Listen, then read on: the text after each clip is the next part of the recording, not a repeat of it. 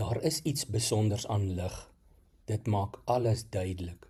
Dit wys wat werklik is.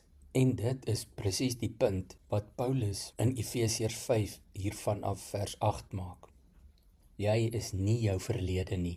Jy is nie jou geskiedenis nie. En jy is nie meer in die donker nie. Jy is nou lig in die Here. Daarom sê hy prontuit, leef dan so. Dit is nie 'n ingewikkelde opdrag nie. Hierdie is nie hoëgraad wiskunde nie. Dit is eenvoudig, maar dit vra eerlikheid en dat jy doelgerig sal leef. Ons kan nie sê ons behoort aan Christus, maar steeds gemaklik wees met die skaduwees of die duisternis nie. Lig en duisternis meng eenvoudig nie. In 1 Petrus 2 vers 9 herinner die apostel ons, julle daarinteen is 'n uitverkore volk, 'n koninklike priesterdom, 'n nasie wat vir God afgesonder is, die eiendomsvolk van God, die volk wat die verlossingsdade moet verkondig van hom wat julle uit die duisternis geroep het na sy wonderbare lig. Dit beteken jou lewe het 'n nuwe rigting, 'n nuwe identiteit. Jy leef nie meer soos jy wil nie, maar soos iemand wat nou aan God behoort, en dit moet sigbaar wees.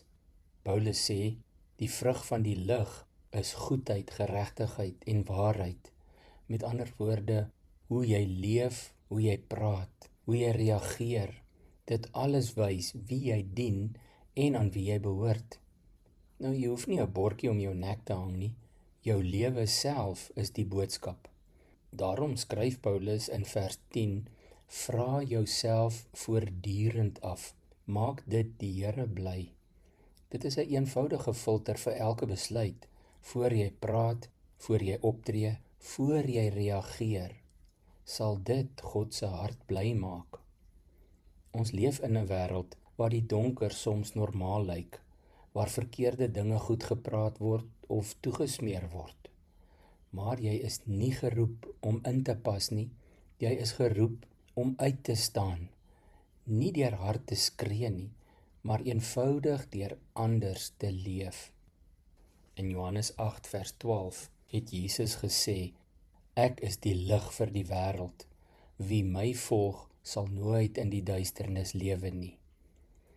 As jy hom volg, met jou hele hart volg, gaan dit wys, nie perfek nie, maar duidelik.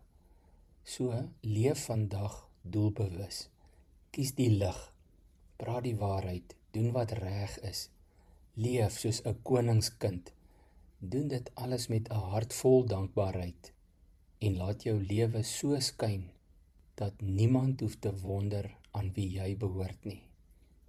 Kom ons bid saam. Here Jesus, baie dankie dat ons almal deel kan wees van u nuwe volk, u koninklike priesterdom, van u familie. Dankie dat u ons uit die duisternis geroep het na u wonderbare lig. Help my vandag dat my lewe lig sal skyn. Ek bid dit in u naam alleen. Amen.